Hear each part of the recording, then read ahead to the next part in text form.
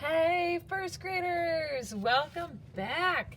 I am so excited to finally get to show you guys part 2 of our torn paper owl project. So last week when you were here, you should have drawn an owl with me. And then if you were listening all the way to the end of the video, I told you to stop right there. Don't add color, don't do anything else, because today we are going to be adding the paper. Some of you guys, I saw you guys sent the pictures. You must not have listened to the directions all the way to the end, because I still saw some colored owls. So hopefully you guys can either start over, or you're willing to cover up the coloring that you did with the torn paper project. So I told you guys to spend this week getting ready for part 2. So either painting paper, coloring paper, or finding some colored paper so that you guys can finish this project. I have also seen this project finished by using torn up magazines. So you search through magazines and look for owl colors and tear them out.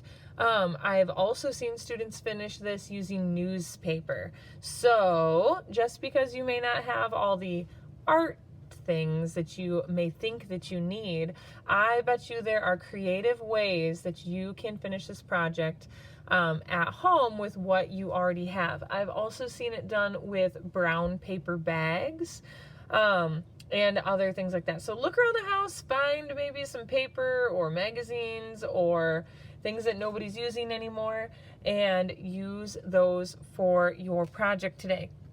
Okay, so like I said, I will be demonstrating to you with painted paper.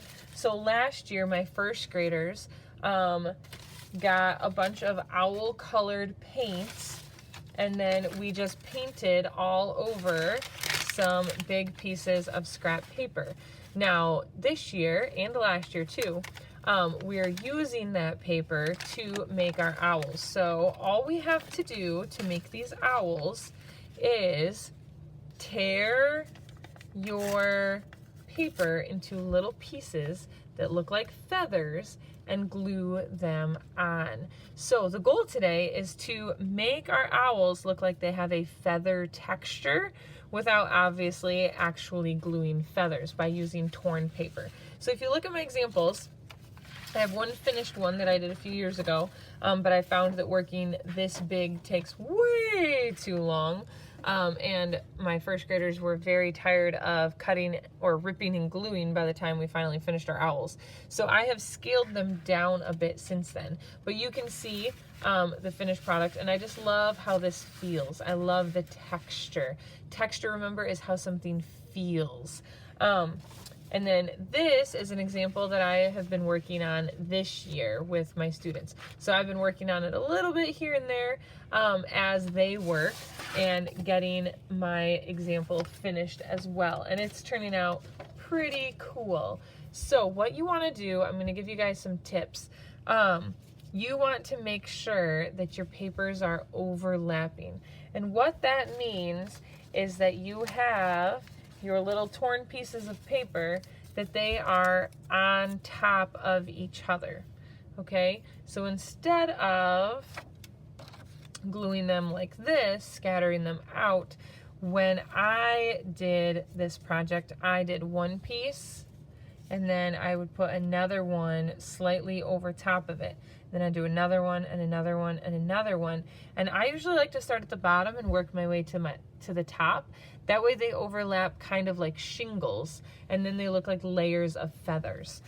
So that's how I got it to look like this. And even for my wing here, I got a little fancy, and I ripped a little pointy one, so they kind of look like little feathers at the end of his wings. So your goal when you're done is to not have any paper showing through. So you can see I have tiny little bits of blue that I still need to cover up, because you can still see some of the blue paper showing through. But your goal by the end of this is to have no white or no blue or whatever color paper you're using. You don't want that color to show through. You want to make sure that it is fully covered. And like I said, this owl is not finished. I still have his whole head to do. If you would like to color your eyes, because I know the eyes are hard to do in the paper, you know, when you're ripping tiny little pieces. If you would like to color your eyes and your beak, that's fine. But everything else on this head needs to be covered in those torn pieces of paper.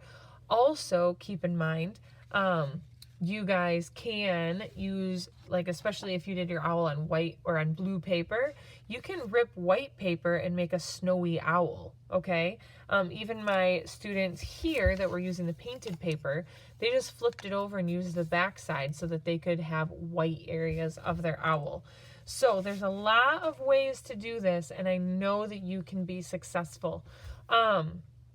If you absolutely cannot, like you can't find anything to do, like any materials to use for this project, please let me know. I can always take some of the stuff that we're using here and tear you up some pieces or send you home with some owly colored papers. But get creative if you can. If you can't, let me know and I'm happy to help you out.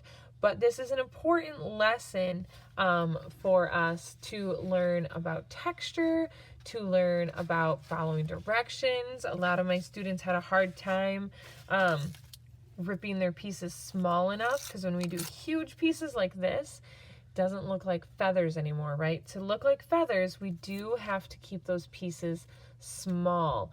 For an adult like me, it's kind of like the size of my fingernail or a little bigger. For you guys, your fingers are a lot smaller than mine. Maybe the size of like your finger or your thumb is a good size to not go any bigger than. Because like I said, if your pieces get too big, it will cover up your drawing. Like I've had students that just like glue giant pieces on and it covers up like your wings and all these fun details that you did. So you are going to want to rip these into smaller pieces so they look like feathers, and then overlap them when you're gluing them on there so that your paper does not show through. I call them bald spots. You don't want your owl to have any bald spots. Fill them in really nice. Do a good job. When you are done, take a picture, send it to me, show me what you made. Also, if you have a little extra time when you're done with all the tearing and gluing and you want to make your owl in the night, right? You could draw some stars around your owl. Maybe it's snowing and your owl is outside. Maybe you have a moon. So think about how you can add to the background. Some of my students even did their owl like standing on a branch. That's always a fun idea as well. So see how you can finish these creatively. And of course, send them to me. Show me what you got. Can't wait to see.